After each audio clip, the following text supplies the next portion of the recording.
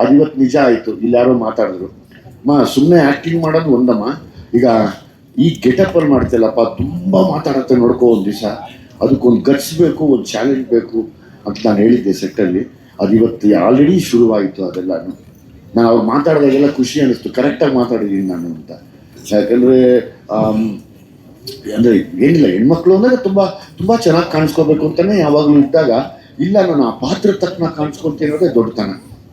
So ಹಂಗಾಗಿ ಇನ್ನೇನು maximum ನಾವೇನು ಕೇಳ್ಬೋದು, ತುಂಬ ಒಳ್ಳೆ ಒಳ್ಳೆ ಸಿನಿಮಾಗಳು ಸಿಗಲಿ, ಇನ್ನೊಂದು 20 ವರ್ಷ ನೀವು ಹಿಂಗೆ ಇರಿ ಇಂಡಸ್ಟ್ರಿಗೆ ಕೇಳ್ಕೊಬೋದು ಅಷ್ಟೇ. ನಾನು ಆ ದೇವ್ರು ನಿಮ್ಗೆ ಒಳ್ಳೇದು ಮಾಡಲಿ ಅಂತ ಕೇಳ್ಬೋದು, ಯಾವಾಗಲೂ ಒಳ್ಳೇದಾಗಲಿ ಅಷ್ಟೇ, ಇನ್ನೇನಿಲ್ಲ.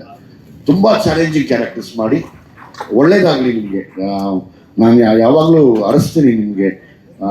ತುಂಬ ಥ್ಯಾಂಕ್ ಯು. ಆ ಥರ ಕ್ಯಾರೆಕ್ಟರ್ನ ನನ್ನ ಜೊತೆ ಮಾಡಿದ್ದಕ್ಕೆ I am thankful to you. ಯಾಕೆಂದರೆ ನನಗೆ ಆ ಥರ ಕ್ಯಾರೆಕ್ಟರ್ಸ್ ಮಾಡಿದಾಗ ಒಂದು ಭಯ ಇರುತ್ತೆ, ಅಂದರೆ ನೋಡಿ ಒಂದು ನಡುಗ್ತಾನ ಇರುತ್ತೆ.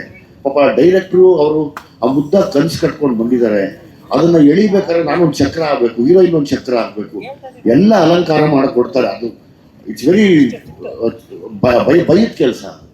ಸೊ ಹಂಗಾಗಿ ಈ ಪಾತ್ರನ ಒಪ್ಕೊಂಡು ನೋಡಪ್ಪ ಗೆಟಪ್ಪಲ್ಲಿ ಕಾಣೋದಕ್ಕೆ ನಾನು ರಿಯಲಾಗಿ ಎಷ್ಟು ನನ್ನ ಲೈಫಲ್ಲಿ ನೋಡಿ, ರಿಯಲಿಸ್ಟಿಕ್ ಲೈಫಲ್ಲಿ ನಮ್ಮ ಹಳ್ಳಿ ಹೆಣ್ಮಕ್ಳೇ ಆ ಥರದ್ದು ತುಂಬ ಹಂಗೆ ಅನಿಸುತ್ತೆ. ಆಮೇಲೆ ನಾನು ಫ್ಯಾಮಿಲಿ ಪಿಕ್ಚರ್ ಮಾಡಬೇಕು ಅಂತ ಭಟ್ರು ಯಾವಾಗಲೂ ಹೇಳೋರು, ನೀನು ಈ ನಮ್ಮ ಮನೆ ಅಕ್ಕಪಕ್ಕದ ಮನೆ ಕರಿಯಾಯ, ನೀನು ಫ್ಯಾಮಿಲಿ ಸಿನಿಮಾ ಮಾಡ್ಬೇಕು ನಿನ್ನ ಬುದ್ಧಿ ಇಲ್ಲ ಅನ್ನೋರು.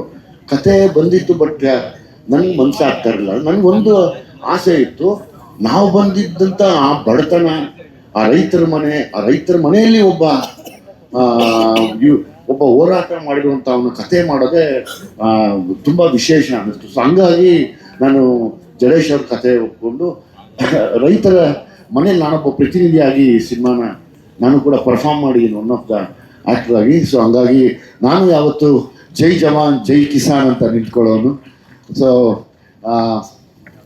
Thank you. ನನಗೆ ಖುಷಿಗೇನು ಹೇಳೋಕ್ಕೆ ಬರ್ತಿಲ್ಲ. Thank you sir. Thank you.